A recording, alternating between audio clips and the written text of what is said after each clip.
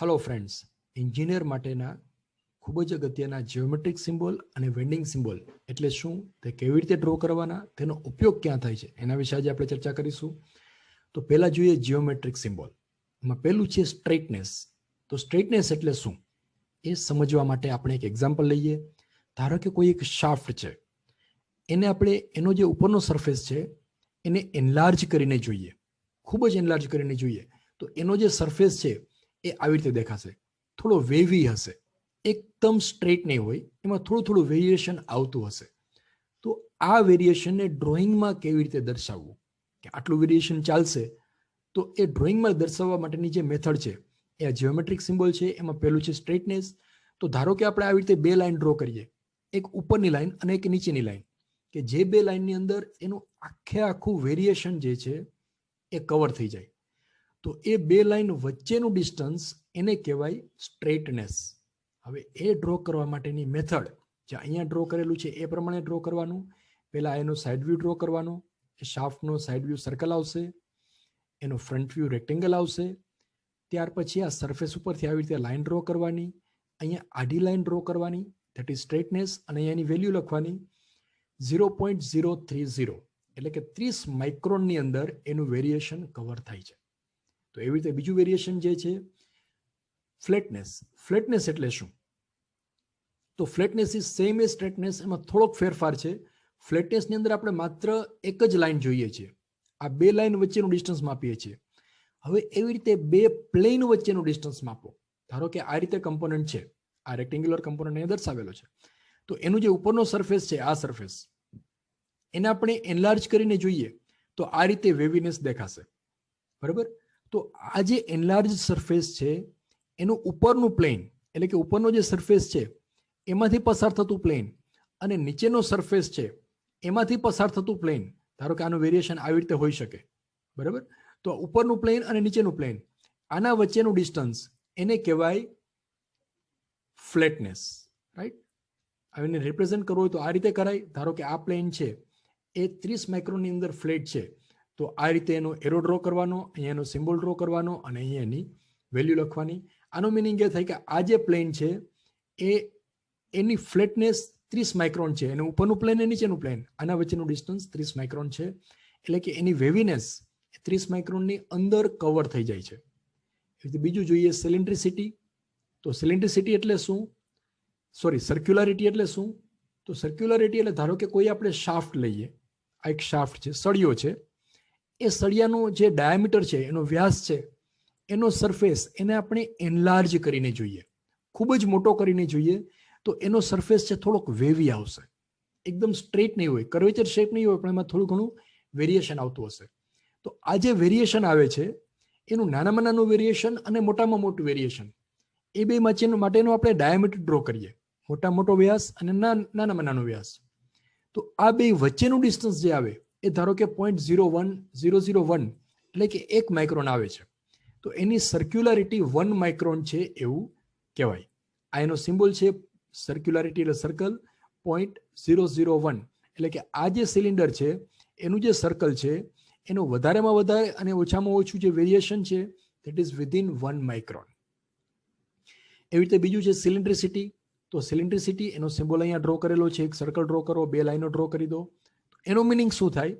તો ધારો કે કોઈ એક સિલિન્ડર આપેલું છે અથવા શાફ્ટ આપેલો છે, એનું શાફ્ટનું મોટામાં મોટું સિલિન્ડર આપણે લઈએ અને નાનામાં નાનું સિલિન્ડર લઈએ, તો એની વચ્ચેનું વેરિએશન કેટલું આવશે? તો એને કહેવાય સિલિન્ડ્રિસિટી. એને દર્શાવવા માટે આ રીતે સિમ્બોલ છે 0.03, અને આ રીતે એનો સિમ્બોલ. તો આના ઉપરથી તમને ખબર પડશે કે બે વચ્ચે ડિફરન્સ શું છે. ડિફરન્સ માટેનું એક ફિગર ડ્રો કરેલી છે.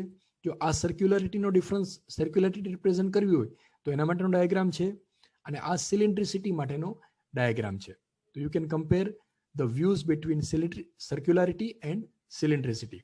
સર્ક્યુલારિટીની અંદર બીજો પણ એક શબ્દ આવે છે ઓવેલિટી. ઓવેલિટી એટલે શું? ઓવેલિટી એટલે બે ડાયામીટર વચ્ચેનો ડિફરન્સ, OVALITY, એટલે કે કોઈ પણ શાફ્ટ હોય એનો આ ડાયામીટર આપણે માપીએ, બરાબર? એક્સ ડાયરેક્શનમાં ડાયામીટર માપો અને વાય ડાયરેક્શનમાં ડાયામીટર માપો. આ બેનો ડિફરન્સ આપણે લઈ લઈએ તો બેનો જે ડિફરન્સ છે એને કહેવાય ઓવેલિટી. એટલે આમ જોતા સર્ક્યુલારિટી અને ઓવેલિટી બે સિમ્બોલ લગભગ સરખા જેવા છે, પણ એમાં થોડોક ડિફરન્સ છે. ઓવેલિટીની અંદર કોઈ પણ બે એક્સિસ ની અંદર ડાયામીટર માપવાનો અને એનો ડિફરન્સ લેવાનો. એટલે કે ડાયામીટર માપો ત્યારે બે ડાયામીટર એકબીજાને પરપેન્ડિક્યુલર હોવા જોઈએ. એટલે આના માટે આપણે વાત કરીએ તો આ ડાયામીટર માપો, વાય ડાયરેક્શનમાં ડાયામીટર માપો અને એક્સ ડાયરેક્શનમાં ડાયામીટર માપો, એનો જે ડિફરન્સ લઈ લઈએ એને કહેવાય ઓવેલિટી. સોરી, ટેબલમાં ડ્રો કરવાનું બાકી રહી ગયું છે. ઓવેલિટીનો સિમ્બોલ આ રીતે ડ્રો કરવાનો, એક આ સર્કલ અને બીજું સર્કલ. સોરી, આ થોડુંક ફિનિશિંગ સારું નથી. પહેલા એક સર્કલ ડ્રો કરો અને પછી આવી રીતે બીજું સિમ્બોલ સર્કલ ડ્રો કરો. તો આ છે સિમ્બોલ જે છે એ છે ઓવેલિટીનો સિમ્બોલ છે. I hope it is clear. ત્યાર પછી પેરેલલિઝમ એટલે શું? તો ધારો કે કોઈ એક આ કમ્પોનન્ટ છે, બરાબર, આ કમ્પોનન્ટ છે, એની આ સપાટી છે અને બીજી આ સપાટી છે. બે સરફેસ એકબીજાને કેટલા સમાંતર છે એ રિપ્રેઝન્ટ કરવા માટેની મેથડ એને કહેવાય પેરેલલિઝમ. ધારો કે આ એક પ્લેન છે, આ પ્લેન એ આ પ્લેનની સાપેક્ષમાં કેટલું સમાંતર છે? તો સમાંતર માટે બે પ્લેન હોવા જોઈએ, એક આ પ્લેન અને બીજું આ પ્લેન. તો આ બે પ્લેન ઉપર આપણે સિમ્બોલ આ રીતે ડ્રો કરવાનો. પેલું આ પ્લેન જે છે એના ઉપર આવી રીતે રેક્ટેંગલ ડ્રો કરી અને લખવાનું parallelism, sorry, flatness 0.03 with respect to A. અહીંયા વિથ રિસ્પેક્ટ ટુ છે અને એ એટલે કયો સરફેસ? આ સરફેસ. જો અહીંયા એ લખવાનો, આ રીતે ડ્રો કરવાનું, બરાબર. આનો મિનિંગ એ થાય કે આ એ સરફેસની સાપેક્ષમાં આ સરફેસ જે છે એ 30 માઇક્રોનની અંદર વેરી થાય છે. બે વચ્ચેનું પ્લેન વચ્ચેનું ડિસ્ટન્સ 30 માઇક્રોન છે. જો આ રીતે પણ એને દર્શાવી શકાય. એટલે કે આ પ્લેન જે છે, આ ઉપરનું પ્લેન, એમાંથી પ્લેન ડ્રો કરો અને નીચેનું પ્લેન છે એમાંથી પ્લેન ડ્રો કરો, તો એ બે એકબીજાને 30 માઇક્રોનની અંદર સમાંતર છે. ત્યાર પછી આ tolerance of form and position આપેલું છે. આ ટેબલ પણ તમારે ડ્રો કરવાનું છે. Straightness, circularity, accuracy of any profile, parallelism, perpendicularity, angularity, position, coaxiality or concentricity અને સિમેટ્રિસિટી. બરાબર, આ બધા ટોલરન્સ ઓફ પોઝિશન છે. અને ઉપરના જે ત્રણ આપેલા છે એ ટોલરન્સ ઓફ ફોર્મ્સ છે. બીજો ભાગ જોઈએ, welding, type of welding joint. Welding જ્યારે આપણે કરીએ ત્યારે કઈ કઈ પ્રકારના જોઈન્ટ હોઈ શકે? તો ધારો કે અહીંયા બે પ્લેટ છે, એક ગ્રીન પ્લેટ છે અને એક રેડ કલરની પ્લેટ છે. આ બે પ્લેટને આપણે આવી રીતે જોઈન કરીએ અને અહીંયા આપણે વેલ્ડિંગ કરી નાખીએ આવી રીતે, આમ એક અને બે અહીંથી જોઈન કરો તો એને કહેવાય લેપ જોઈન્ટ. બરાબર, લેપ, ઓવરલેપ થાય છે એકબીજાને. પછી આ રીતે જોઈન કરીએ તો એને કહેવાય બટ જોઈન્ટ, બટથી જોઈન્ટ થાય છે. પછી આ રીતે જોઈન કરો તો ઓબ્વિયસલી એને કહેવાય ટી જોઈન્ટ. જો આ બે પ્લેટ જોઈન કરેલી છે, રેડ અને ગ્રીન, એને એ જોઈન કર્યા પછી ટી શેપ બને છે તો એને કહેવાય ટી જોઈન્ટ. અને આવી રીતે હોય તો આને કહેવાય એજ જોઈન્ટ. જો અહીંયા આપણે વેલ્ડિંગ કરવાનું છે, આની અંદર ક્યાં વેલ્ડિંગ આવશે? અહીંયા આવશે, આની અંદર અહીંયા આવશે, આની અંદર અહીંયા આવશે અને અહીંયા આવશે. બરાબર, તો આ થઈ ગયું એજ જોઈન્ટ. તો ચાર છે એ જોઈન્ટના પ્રકાર છે. હવે એ જોઈન્ટને આપણે એલિમેન્ટરી સિમ્બોલ્સથી કેવી રીતે રિપ્રેઝન્ટ કરવા? Showing the welding joint using elementary symbol by bureau of Indian standard 813. આ નેશનલ સ્ટાન્ડર્ડ છે, ભારતીય સ્ટાન્ડર્ડ છે. એના પ્રમાણે તમારે સિમ્બોલ ડ્રો કરવાના છે. પેલું ધારો કે આપણે જોઈએ સ્ક્વેર બટ વેલ્ડ. તો જો આ રીતે બે પ્લેટને જોઈન કરેલી છે આવી રીતે આમ, તો એનો સિમ્બોલ કેવી રીતે ડ્રો કરવો? તો એનો સિમ્બોલ આ રીતે આવશે, બે વર્ટિકલ લાઈન, બે ઊભી લાઈન. સિમ્બોલ એકદમ સિમ્પલ છે. ત્યાર પછીનું છે સિંગલ વી બટ વેલ્ડ. તો એ આ રીતે ડ્રો કરાય. આ સિંગલ વી બટ વેલ્ડ છે અને આ એનો સિમ્બોલ છે. ત્યાર પછી સિંગલ બેવેલ બટ વેલ્ડ. કેવી રીતે? તો આ સિંગલ બેવેલ બટ વેલ્ડ છે એ આ રીતે હોય છે અને આ એનો સિમ્બોલ આ રીતે આવશે. મિત્રો, તમારે ડ્રોઈંગ શીટની અંદર આ આખું ટેબલ ડ્રો કરવાનું છે. આમાં જોઈને ડ્રો જ કરવાનું છે અને એક્ઝામની અંદર આ સિમ્બોલ બધા પૂછાઈ શકે છે એટલે તમારે યાદ પણ રાખવાના છે. ચોથું single V butt weld with broad root face. તો એ આ રીતે આવે. સિંગલ વી બટ વેલ્ડનો સિમ્બોલ આ રીતે છે. Single bevel butt weld with broad root face, એના માટેનો સિમ્બોલ આ રીતે છે. અને સિંગલ યુ બટ વેલ્ડ, એનો સિમ્બોલ આ રીતે છે. બરાબર, તો આ ત્રણ સિમ્બોલ છે અને આ રીતે એના ઇલ્યુસ્ટ્રેશન ડાયાગ્રામની અંદર આપેલા છે. સિંગલ જે બટ વેલ્ડ આપેલું હોય તો એનો સિમ્બોલ આ રીતે આવશે, સિંગલ જે બટ વેલ્ડ. પછી છે બેકિંગ રન, બેકિંગ વેલ્ડ, તો એનો સિમ્બોલ આ રીતે છે. બરાબર, ત્યાર પછી છે ફિલેટ વેલ્ડ, તો એનો સિમ્બોલ આ રીતે આવશે. Right angle triangle, simple. આ બધા જ સિમ્બોલ જીટીયુની એક્ઝામમાં મિકેનિકલ ડ્રાફ્ટિંગ સબ્જેક્ટની અંદર પૂછાય છે. Backing run, backing weld, fillet weld, તમારે આ બધા યાદ રાખવાના છે. કોમ્પિટિટિવ એક્ઝામમાં પણ પૂછાઈ શકે છે. પછી બીજું છે આ butt weld between plates with raised edges. તો જો આ રીતે એ વેલ્ડિંગ કરેલું હોય તો એનો સિમ્બોલ આ રીતે આવશે. પ્લગ વેલ્ડ અથવા સ્લોટ વેલ્ડ એનો સિમ્બોલ આ રીતે આવશે. અને સ્પોટ વેલ્ડ હોય તો એનો સિમ્બોલ આ રીતે આવશે. ધીસ ઇઝ પ્લગ વેલ્ડ, આ રીતે એનો સિમ્બોલ છે. This is spot weld, spot એટલે સ્પોટ કરો ટક ટક ટક ટક, તો એની અંદર સિમ્બોલ આવશે માત્ર એક સર્કલ. સીમ વેલ્ડ એટલે શું? તો સીમ વેલ્ડ એટલે આ રીતે વેલ્ડિંગ કરેલું એને સીમ વેલ્ડ કહેવાય. એનો સિમ્બોલ આવી રીતે આવશે.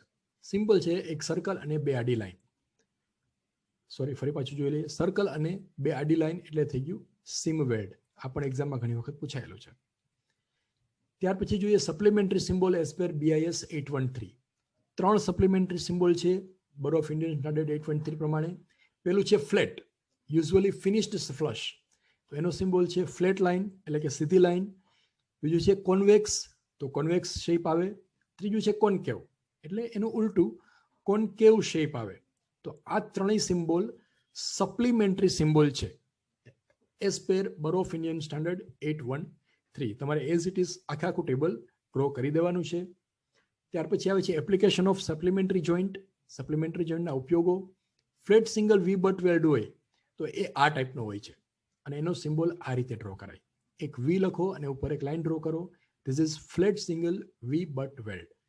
બીજું છે convex double V butt weld, તો એના માટેનો સિમ્બોલ આ રીતે આવશે.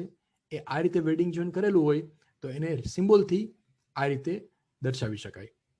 સોરી, તમારે અહીંયા વિડીયો પોઝ કરીને તમે ડ્રો કરી શકો છો. હું તમને આગળ જવા દઉં છું કારણ કે મારે અહીંયા પોઝ થવાની જરૂર નથી. ત્રીજો સિમ્બોલ છે કોન્કેવ ફિલેટ વેલ્ડ, તો એના માટેનું સિમ્બોલ અહીંયા આપેલું છે કોન્કેવ ફિલેટ વેલ્ડ. ચોથું છે flat single V butt weld with flat backing run, તો એનો સિમ્બોલ આ રીતે ડ્રો કરવાનો. આ એનું ઇલિસ્ટ્રેશન આપેલું છે અને આ રીતે બેના સિમ્બોલ આપેલા છે. તમારે સિમ્બોલ ડ્રોઈંગ શીટની અંદર ડ્રો કરવાના છે. હવે આપણે જોઈએ મેથડ ઓફ રિપ્રેઝન્ટેશન. કોઈ પણ વેલ્ડિંગ પ્રોસેસ દર્શાવવી હોય તો કેવી રીતે ડ્રોઈંગની અંદર દર્શાવી શકાય?